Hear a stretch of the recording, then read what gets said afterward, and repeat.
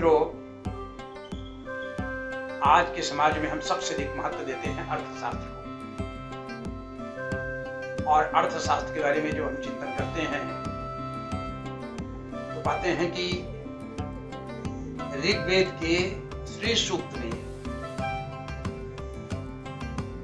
ऋषि कहता है कि हे लक्ष्मी, जो आप हीरे मोती के रूप में हैं, जवाहरात के रूप में हैं, हाथी घोड़े के रूप में हैं, धन के विविध रूपों का वर्णन इतना सुंदर से किया।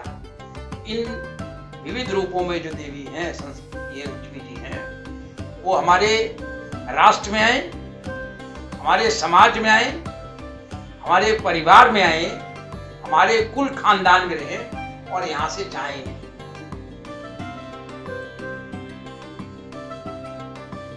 हिरण्यवर्णाम हरिणीं सुवर्ण रजतस्रजां चंद्रां हिरण्मयीं लक्ष्मीं जातवेदो माव तां आवह जातवेदो लक्ष्मी मनपगामिनीं यस्यां हिरण्यदेव गामश्च गुरुखारहम् अश्च पूर्वां रथमध्यां हस्तिनाद प्रबोधिनीं श्रियं देवीं उपवै श्रीराम देवीं जुस्ताम्। इतना सुंदर है, इतना सुंदर है।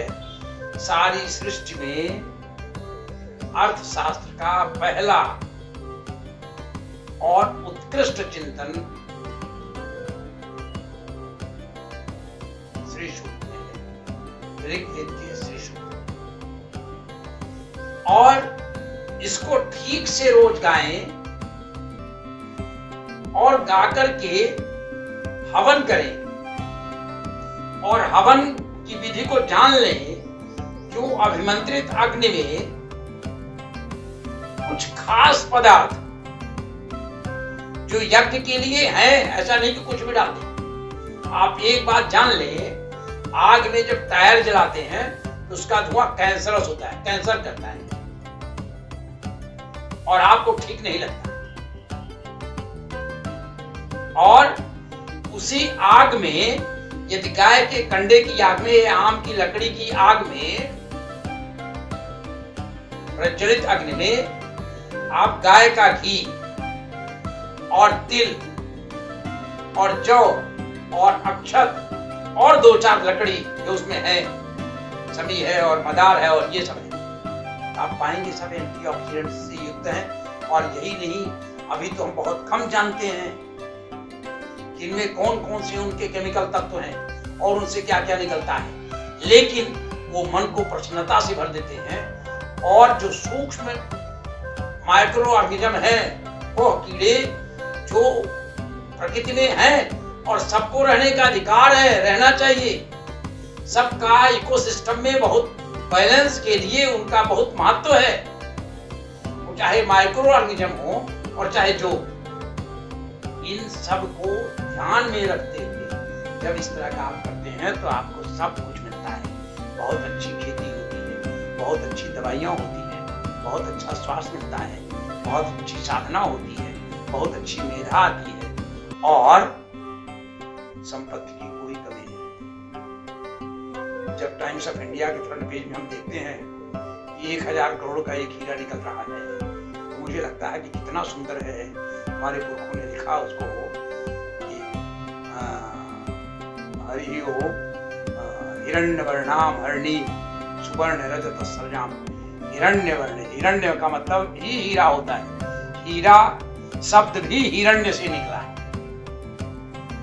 और उसका हरिणी, हिरण को हरिणी भी कहते हैं, मतलब उसकी आंख की जो चमक है लगातार वो जो घूमती रहती है, और हीरे की जो चमक लगातार जो बदलती रहती है, सुंदर सुंदर कैसा धमकता है वो, उसको देख करके उसके प्रभाव का आकलन मनुष्य के शरीर के भीतर मन को कैसे करता है।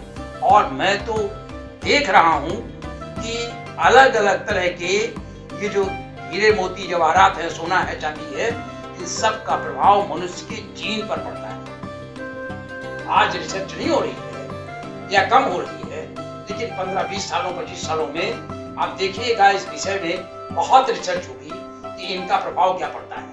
तो हमारे देश में प्रभाव आकलन था, मनुष्य को स्वस्थ रखने के लिए, समृद्ध रखने के लिए, सारी उसकी चीजें पूरी हों, अच्छे मन से रहे, इसके लिए जिस अर्थशास्त्र की जरूरत है, इसका सबसे पहला चिंतन भारत में वेदों में हुआ।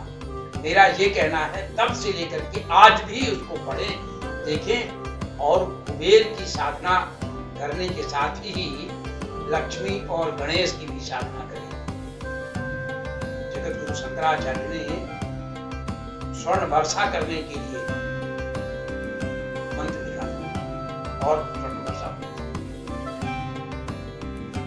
500 साल 600 साल पहले सूरदास ने लिखा, स्वर्ण फूल धरती पर बरसे जन की विपत्ति टरे, सूरदास प्रभु की यह लीला तारे ना ही डरे। कैसे हो गया? ये तब हो गया जब सत्य में हो जाते, जब सत्य पर आधारित जिंदगी हो गई तो आगे का दिखने लगता है। यह अर्थशास्त्र और यह प्रसन्नता का शास्त्र, ये आनंद का शास्त्र ही हम इसमें समझें तो बहुत अच्छा लगेगा। आइए हम सब मिलकर के आधुनिक विज्ञान के साथ इस विज्ञान को ही पढ़ें, जिसमें हम प्रसन्नता पूर्वक धरती पर रह सके और हमारा पर्यावरण, हमारा अर्थशास्त्र सब कुछ हमारे अनुकूल और बहुत अच्छा